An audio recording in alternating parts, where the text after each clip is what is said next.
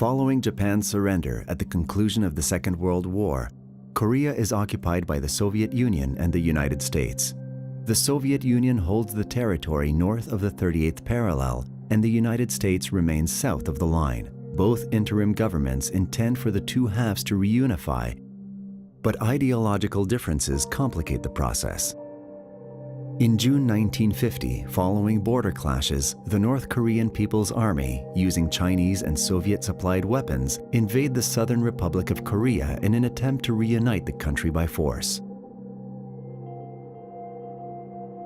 The United Nations Security Council condemns the invasion and urges members of the General Assembly to give military support to the Republic of Korea.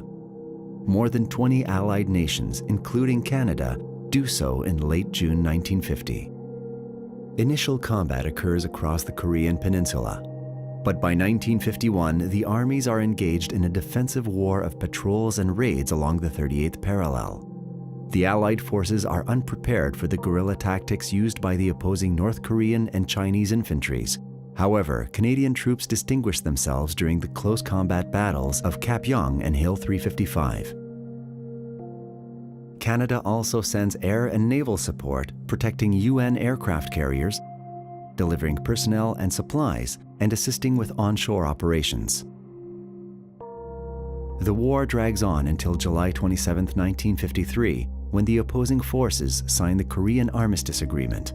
The Korean Demilitarized Zone, known as the DMZ, and a ceasefire are established, and prisoners of war are exchanged.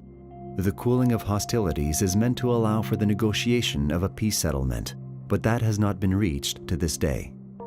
Canadian forces serve in South Korea until 1957, tasked with maintaining the peace.